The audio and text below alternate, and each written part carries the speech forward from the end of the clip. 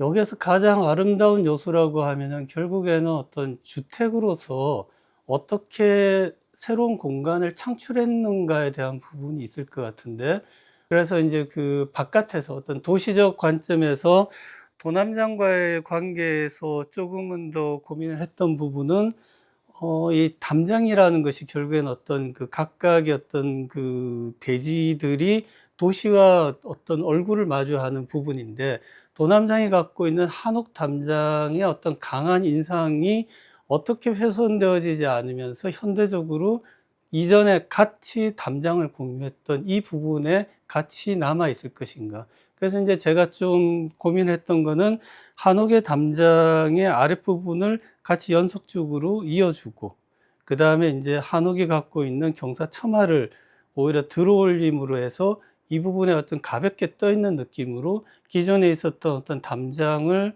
모티브로 해서 어떤 새로운 어떤 현대적인 관점의 담장의 연장을 만들었던 부분이 사실은 이제 그 바깥에서 바라볼 때 중요한 부분이었던 것 같고, 내부로 들어가면은 기존에 있었던 그 아까 얘기 드렸던 도남장이라는 것이, 그러니까 이 장소에서 예전에 보면은 커다란 바위가 있었어요. 그래서 이제 그 커다란 바위를 일컬어서 도남이 되어졌고, 그래서 이 도남동의 유래가 되어지는.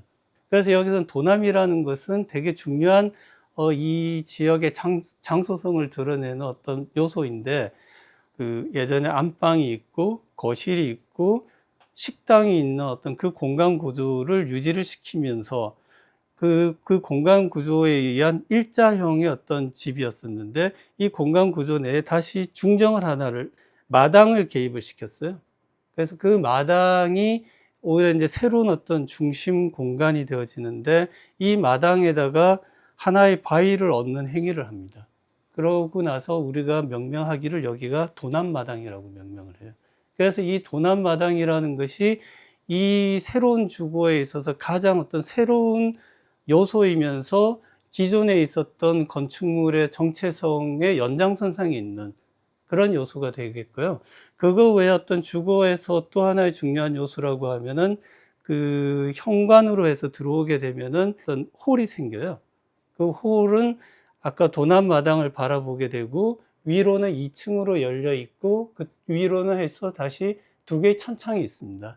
그래서 이 천창 두 개와 2층으로 흘러가는 어떤 곡선, 그리고 1층에서 도남마당을 바라보는 것, 그리고 여기서 계단을 타고 올라가다 보면은 계단참에서는 다시 도남장의 모습이 계단실을 계속 올라가면서 점점 발견되어지고 다시 올라가는 어떤 그런 어떤 시각적인 관계성을 맺고 있어요. 그래서 이런 아까 말씀드렸던 도남마당과 그리고 이 중심 홀, 이 두 가지가 이 공간이 갖고 있는 어떤 프로젝트의 어떤 정체성으로서 가장 아름다운 공간이지 않을까.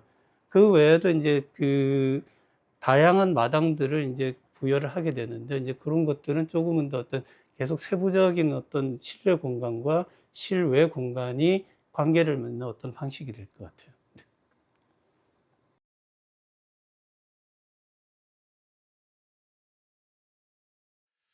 일단 이번 서울시 건축상의 주제가 서울성이었습니다. 그러니까 근데 우연히 이제 제가 이 프로젝트를 진행하게 되어졌을 때, 처음 저희 건축주와 이제 사이트에서 미팅을 할 때 제일 관심이 갔던 부분이 그 옆 건물이었어요. 그 옆 건물이 한옥으로 되어 있는데 그 부분이 되게 관심이 갔었고, 그걸 이제 제가 문헌이라든가 도시 자료들을 좀 이렇게 찾아봤었는데, 도남장이라고 하는 1930년대에 지어진 아주 이제 거대한 한옥이었고, 그때는 이제 지금 현재 우리 건축주의 사이트와 그 옆에 있는 교회까지를 아우르는 거대한 땅으로서 도남장이라는 것이 1930년대에 지어졌어요.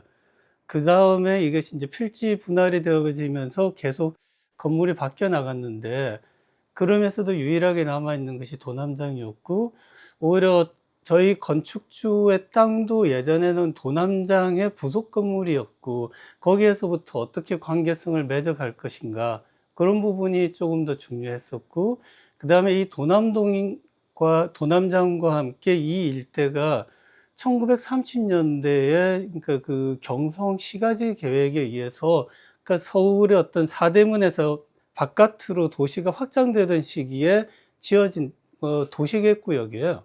그래서 오히려 그 당시에 보면은 그러니까 우리가 소위 얘기하는 도시 한옥, 서울의 어떤 가장 정체성을 갖고 있는 도시 한옥이라는 것이 이쪽 지역으로 이제 그 지어지게 되는데, 그런 것과의 어떤 맥락들을 조금은 더 어떻게 공간적으로 찾을까, 이런 부분에 주목을 했었습니다. 네.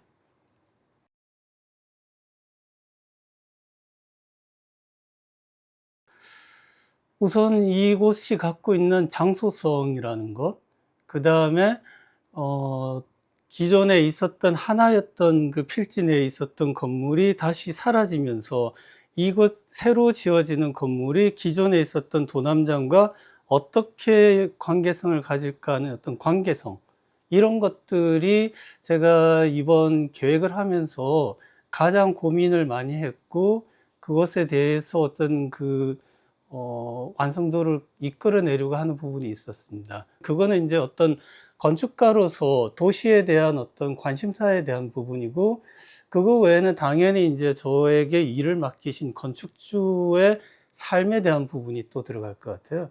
이 건축주 같은 경우가 1970년대 여기가 이제 필지가 분할이 되어지고 분양을 받으셔서, 그러니까 아주 유년기부터 지금까지 그 땅에서 계속 살아오신 분이에요.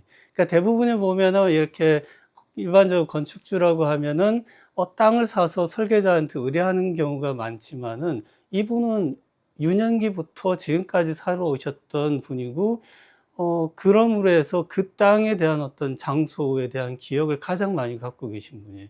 그래서 그분이 갖고 있는 이 장소에 대한 기억을 훼손시키지 않으면서 거기에다가 새로운 어떤 공간의 질서를 더 집어넣어 주는 것, 그런 것이 이번 계획에서 제가 좀 많이 고민을 하고 그것을 이루고자 하는 것이 어떤 우리 도시에 대한 건축가로서 어떤 철학으로서, 또 우리 건축을 하는 어떤 어 태도에 대한 부분에서 제일 중요했던 것 같습니다.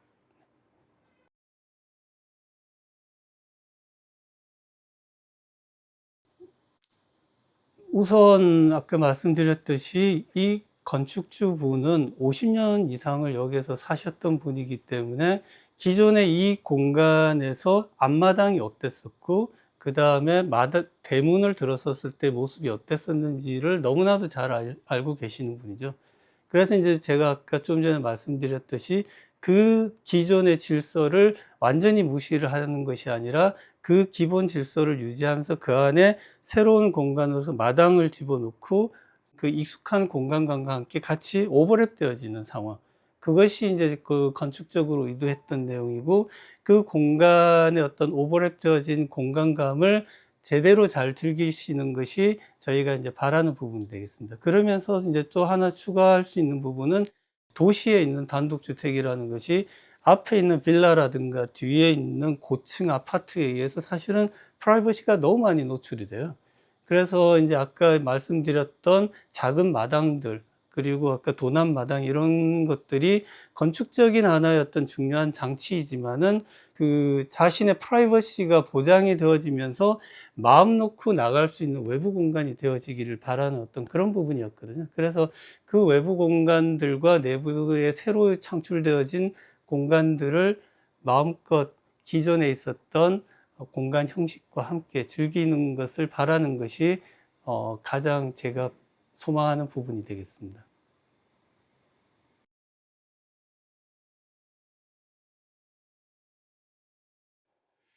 그게 뭐 제일 어려운 질문일 것 같은데, 사실 제가 뭐 독립을 해서 제 사무실을 하면서 서울시 건축상을 이번에 이제 세 번째 받게 되어지는데, 그 앞에 제가 두 개의 상을 받았던 것이 근린생활시설로서의 어떤 사업, 그 다음에 이번에는 또 한 단독주택.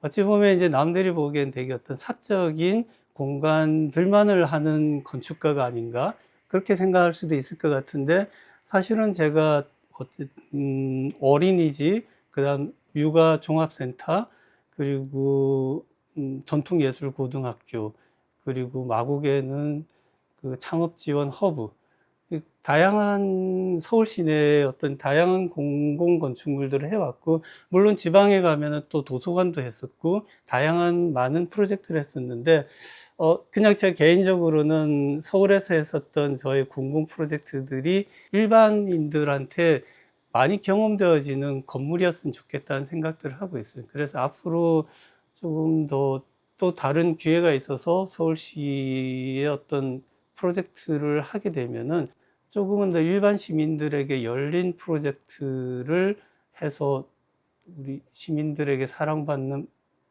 건축이 되었으면 좋겠다라는 소망을 하고 있습니다.